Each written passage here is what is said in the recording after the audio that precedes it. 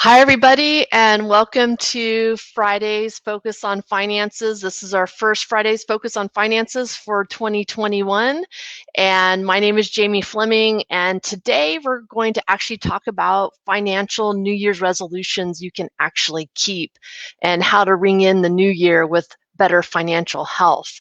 And we know 2020 was a challenging year for so many people and for so many reasons, but especially so many people impacted by the global pandemic. Still, it is important for everyone to reset personal finances and their goals for the new year. Many people got stuck, lost jobs, became fearful, and stopped planning for their financial future or looking at their resources to help guide through the tough financial situation that 2020 brought so many people. But we still want to look at really paying attention to our finances in good times and in bad times so that we can adjust them accordingly. So did you make any resolutions concerning your personal finances last January in 2020? And if so, how did you do? Did you look at them? Did you attain your goals? Or did you miss the mark somehow because of a variety of circumstances? Now, while the days leading up to New Year's Eve are typically often spent reflecting on the year that's gone by, the following days should be spent reflecting on the new year, reviewing your financial scorecard for the past year, and then also looking for ways to improve your situation going forward. The good news about New Year's resolutions is that you get a fresh crack at them every year, right? But here's the reality, statistically speaking, only 64% of New Year's resolutions, regardless of what they are, financial, health, any of those topics, only 64% last longer than the first month. Only 64% last longer than the first month. Only 46% lasts longer than 6 months. So if we look at statistically, we want to look at how can we set ourselves up for success, because even more discouraging is the statistic that it's statistically reality that only 14% of people over 50 actually achieve the resolution. Only 14% of people over the age of 50. That includes me.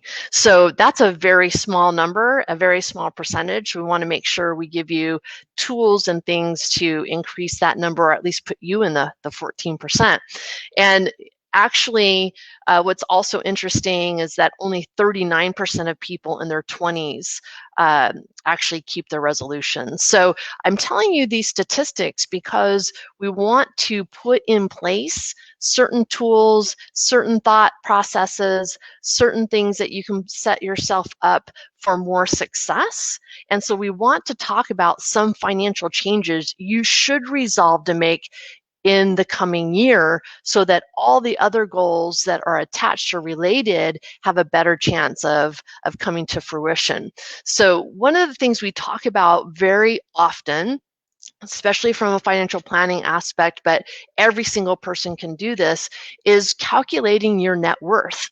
If you haven't done so already, the new year is as good a time as any to determine what you're worth financially. And calculating your net worth is a key step to assessing your financial health and reaching your other financial goals. The resolutions you need to make will become more obvious after making this calculation. So look closely at all your assets and liabilities, right? Your assets and liabilities helps create a clear picture of where you are prioritizing your current spending and saving and where you need to make changes in your spending and saving habits. So it's a good idea to recalculate your net worth at least each year to keep on top of your progress towards your financial goals and correct any mistakes you're making before they create overwhelming debts. So this is a really good time because you should be receiving all of your December year-end statements. You'll have everything right there readily available to you. And if you've been listening to us throughout the year, hopefully you've developed your filing system So as you're getting all your year-end documents, creating and calculating your net worth statement, you can now file those away in your feng shui filing system so that the year to come, you have all the access that you need to all the data to keep your net worth up to date.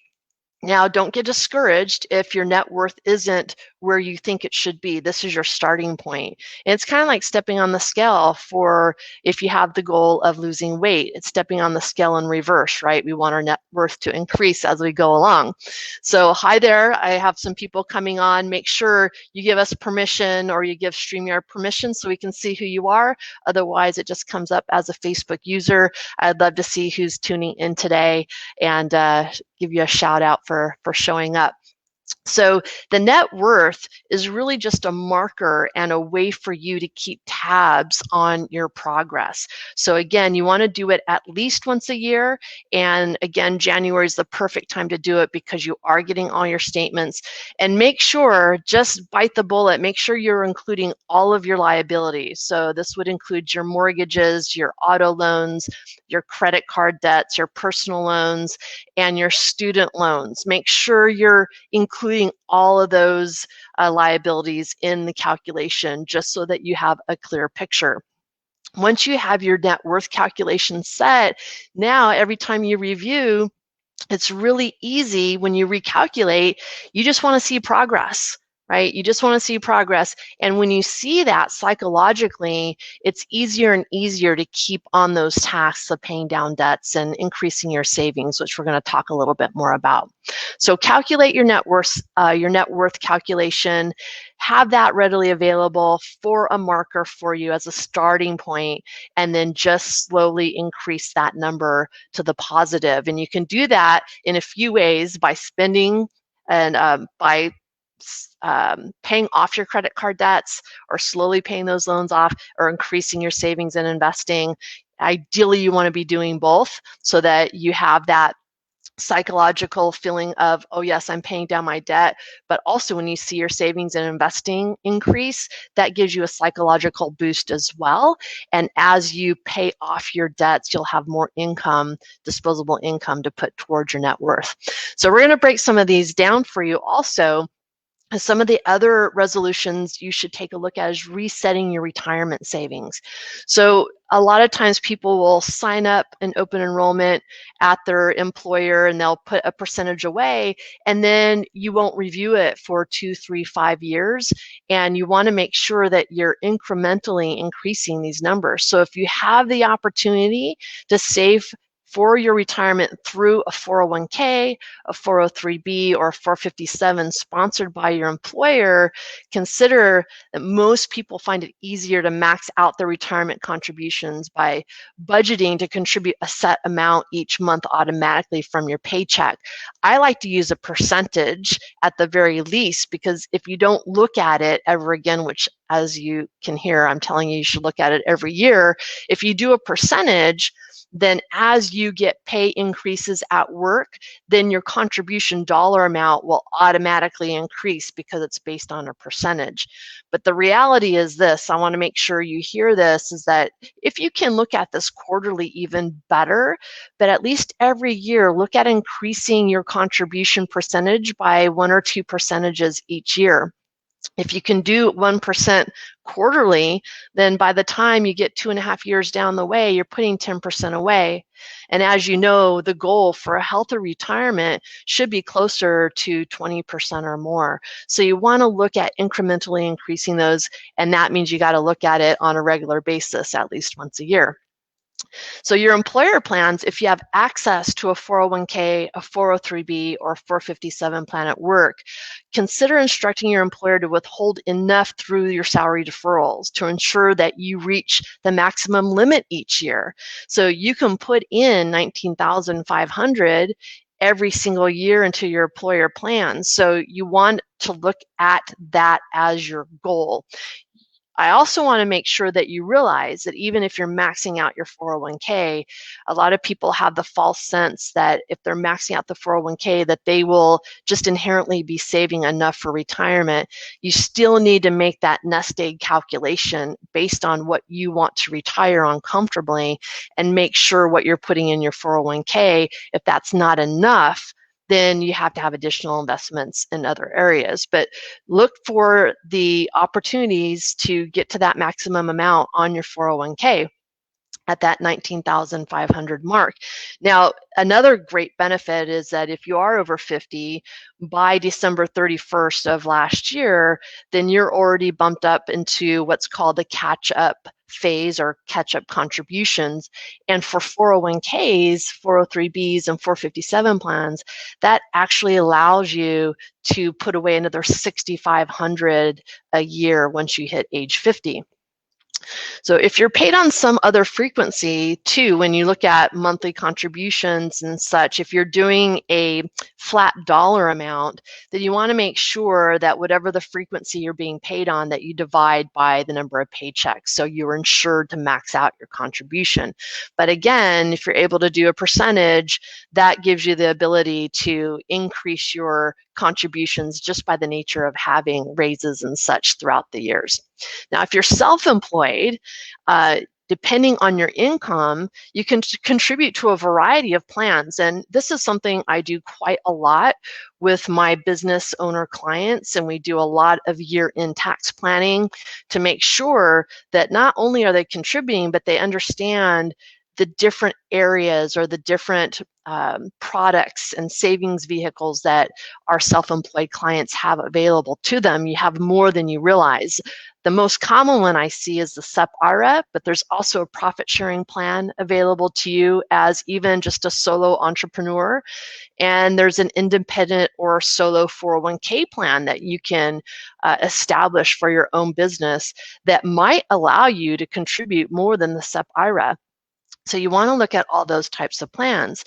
And again, if you'll be 50 or older, or if you were 50 or older by December 31st, 2020, the contribution limits jumps up also for the independent or solo 401k plans, in addition to the fact that you actually have an employer contribution piece. So if you're an entrepreneur, you have your own business, you have so many opportunities to put savings away, get a business deduction, and increase your personal wealth as well. So you want to look at asking your advisor if you have one. If not, take advantage of our complimentary consultation so we can see what you're doing now and how we might be able to boost your savings and investing for 2021.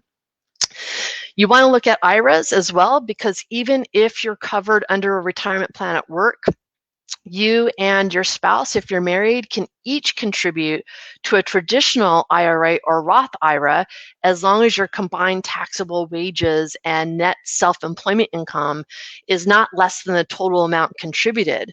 So anyone 50 or older can contribute an additional $1,000 to both of those plans, and that's allowing you to increase the allowable deduction from $6,000 to $7,000 a year, and that comes out to roughly $583 a month.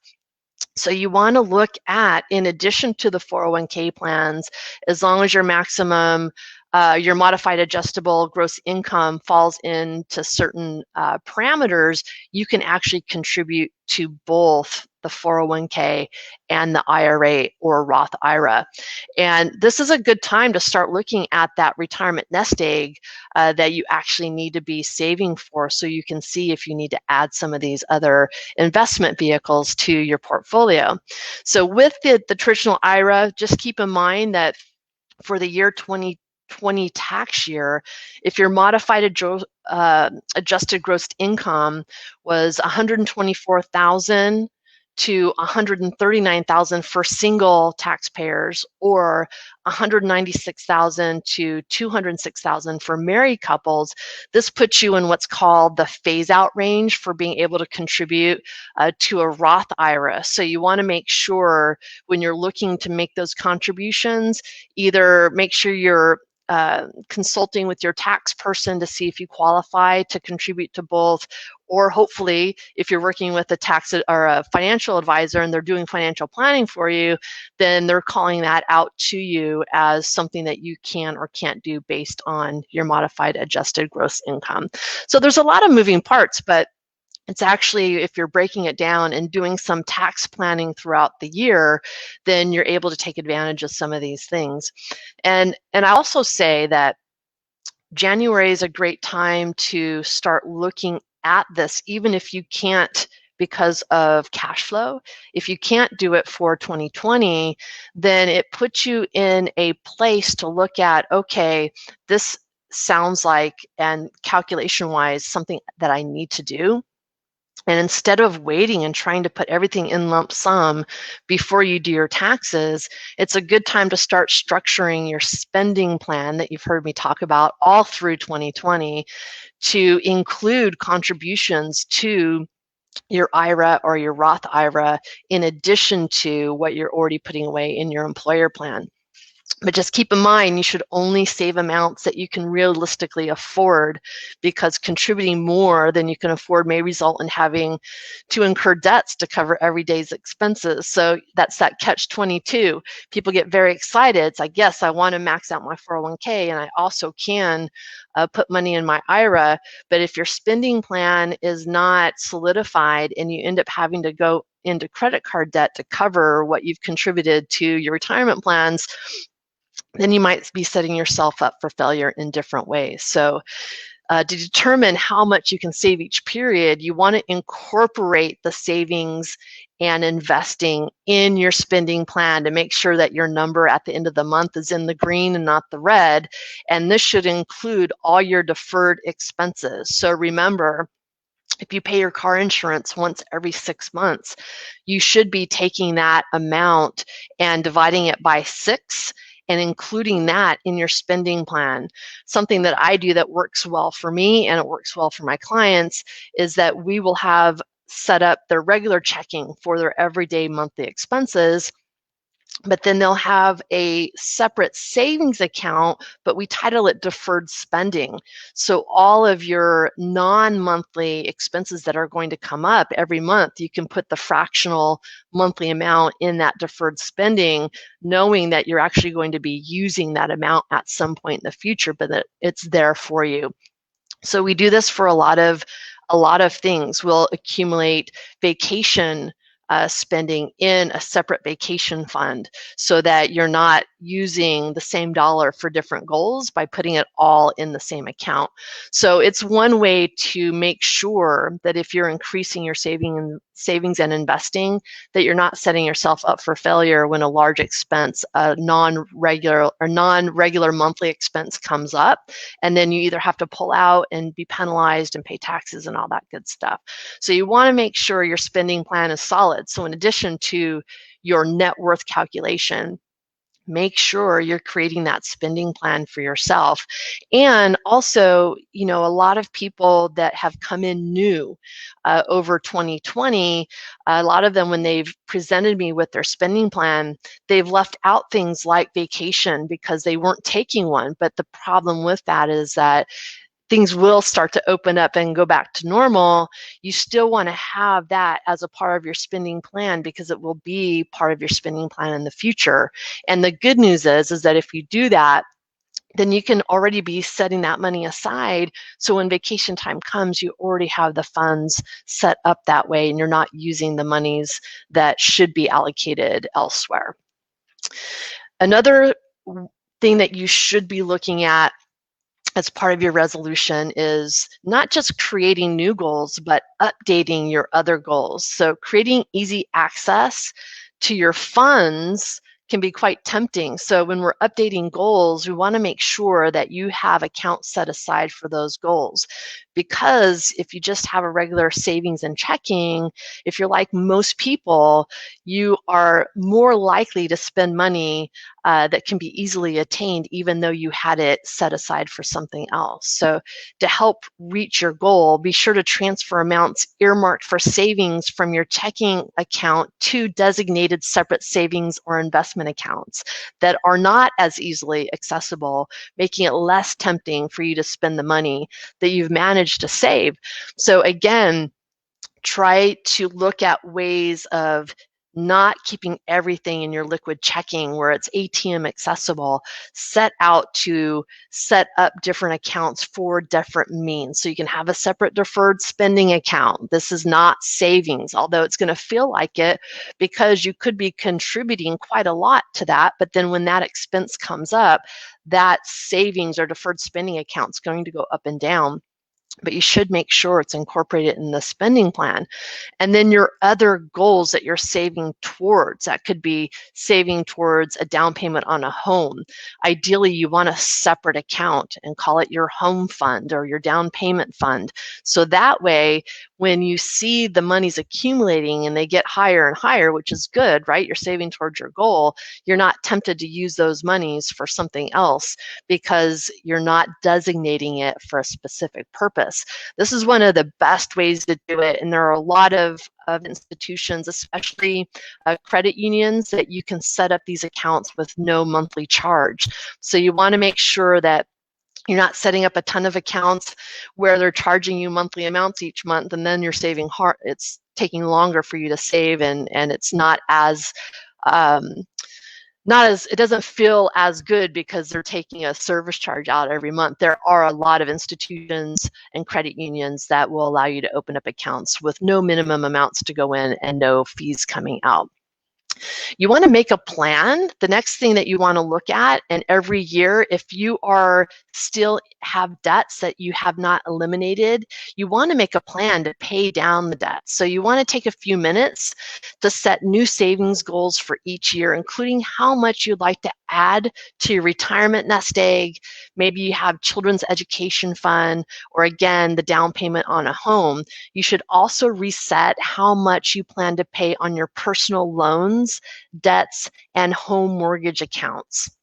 Right, so don't forget, if you have some disposable income and you're putting monies aside, you can put a little extra towards your principal on your mortgage payment each month as well. And this is going to help with reducing the amount of overall interest rates that you're paying and paying down your mortgage a few years earlier. However, you also want to make sure, if you must choose between adding to your retirement nest egg and paying extra on your mortgage, you do want to talk to a financial advisor to determine which option is more suitable for you. So if you're having to do both or wanting to do both, but you only have enough money to do one or the other, you want to do some calculations or have a financial advisor do some calculations for you to see, does it make more sense because my interest rate's so low on my mortgage to actually put this money towards my retirement portfolio, which has the potential of earning more than what I'm paying on a mortgage. A lot of people have less than 3% on their mortgages nowadays with refinancing. And if you are over 3%, especially if you're over 4% on mortgages, which I still see when people come in, you want to look at refinancing to a lower rate. And if the amount that you were paying before is affordable, then continue to pay that amount on your new mortgage. That's going to help you pay it down faster as well. So there's a lot of ways to look at it, a lot of ways to manipulate how you're paying the monies. But again, if you have to choose one or the other, make sure you're doing the calculations so that you're using your money the most efficient way possible. The other thing that you really want to do annually, but especially in years like 2020 where we've had great appreciation in the stock market, is you want to make sure you rebalance your portfolio. And the reality is the previous year in 2020 was no different from any other year. Some sectors underperformed and some sectors overperformed. And chances are that the sectors that did the best last year may not enjoy a repeat performance this year. So by rebalancing your portfolio to its original or updated asset allocation, you take steps to lock in gains from the sectors with the best returns last year and purchase shares in sectors that have lagged behind last year's leaders and may be the overperformers of this year. So you want to make sure, as you've had some companies do really well, that you're not overexposed in any one company or any one sector. So you want to rebalance those, especially after years like last year where we've had a lot of appreciation in the stock market. If you have a balanced portfolio of, say, 60% stocks and 40% bonds, and the bonds hopefully keeping some of the volatility at bay, that with the stock market last year, I've seen those stock allocations increase to 70, 75%, reducing the bonds to 25%. So it's now overly risky for you based on your risk tolerance. So you want to make sure you rebalance some of that equity into the bonds or fixed income side of your portfolio so you're not too weighed on one side or the other. So that's a good idea to do every year, not necessarily reallocating your percentages, but rebalancing the monies or the investments that you have in there so that your allocation percentages are still on track for you. The other thing that is usually a part of people's goals that have credit card debts is to pay down your credit cards, right? And this is a challenging thing for so many people. And a lot of times it's just because there isn't a plan. If you owe money on your credit cards, determine how much you can realistically afford to pay off during the year. And for best results, try not to add additional purchases on those cards, on the cards that you're trying to pay off, because it kind of gives you this false sense of I'm paying down, but I'm having to put monies back on. And again, it's that hamster wheel effect. And at the end of the day, you have just as much credit card debt as you had before because you keep adding to it. Now, obviously, in these times, things are more challenging and people are having to use credit cards more often for purchases. If you are in that situation, you really want to try to use one card for all your basic monthly needs that you are putting on so that you can pay that off each month. And that way, if you have credit cards that you're maintaining a balance on and you're trying to pay those down, that you're really focused on paying those down instead of adding new purchases. Because again, it gives you this false sense sometimes if you're paying more money on the card, but you're adding to the card at the same time and you're not getting anywhere. If you have high interest credit card balances, consider whether it be more beneficial to pay off those high interest debts or to add to your savings. So if you're having a large balance and a high percentage of interest, I've seen interest from 9% all the way up to 29%. And if you're in that arena and you look at not last year, take 2020 out of the equation for a second because that was an unusual high appreciation year in the stock market. But if you look at the stock markets maybe giving us between 8 and 10% on average historically, and you're paying 15.99, 29.99 percentage on your credit cards, but you're trying to invest, it's costing you a lot more to maintain those balances than what you're going to be getting on your investment portfolios or your savings plans. So you want to look at, again, ideally you want to do both, but you got to really get rid of those higher interest credit cards so that you can have more disposable income to put toward savings and investing.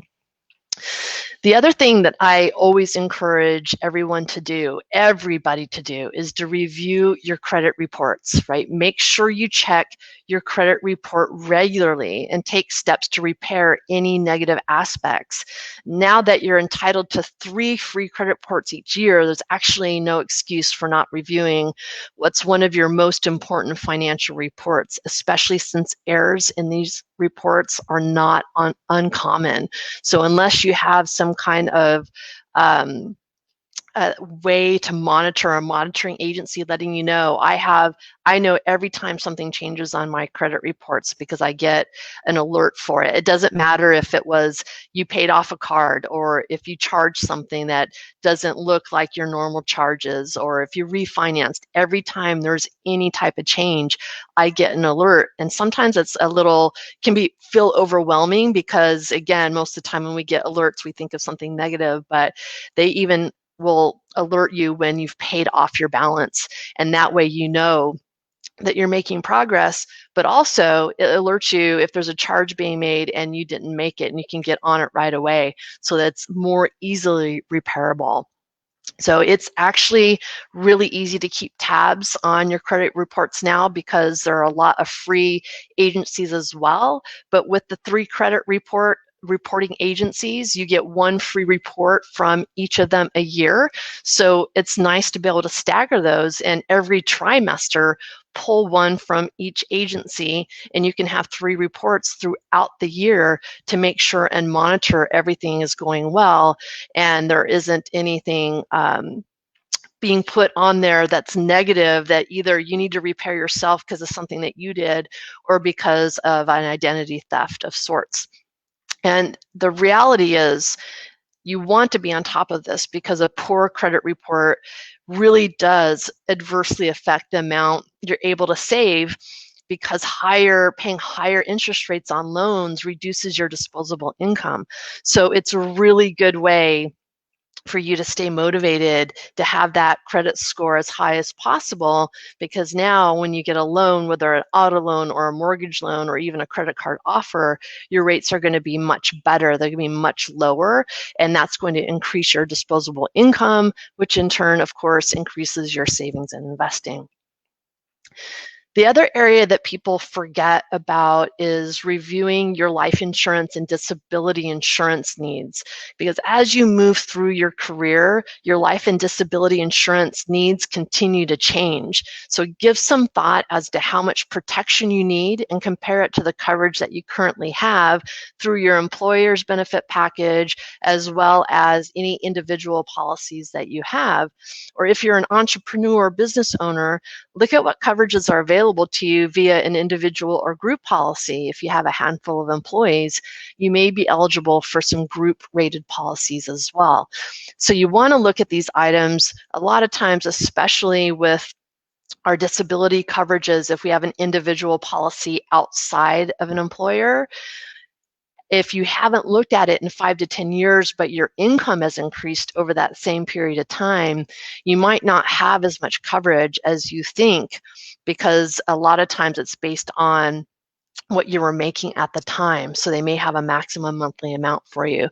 So it's just a good idea to review all these things before you need it, so that you know if you need to increase coverages. And later in life, for life insurance, there is always the likelihood, if you've been saving and investing all these years and accumulating higher net worth, you might not need as much life insurance as you may have needed in your early years. So it can go both ways. So you want to make sure you're reviewing those on a more regular basis. And again, consider whether you need more or less life insurance. And in addition to that, decide what's better for you in your current situation. A lot of times, if you're short on cash flow, but you still have a life insurance need, then you may want to consider term insurance for your current needs. If you have more cash flow and you have a family and you need insurance more than the average term insurance policy will allow, then a permanent life insurance policy might be the better fit for you. And of course, some of these things are dependent on your age, your health, and then, of course, the biggest determining factor is your cash flow and whether you can actually afford.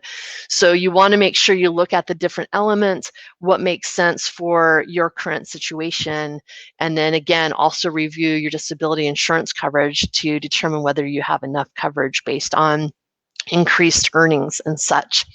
So those are some of the areas I like to share with people when it comes to creating New Year's resolutions. So we have our goals, right?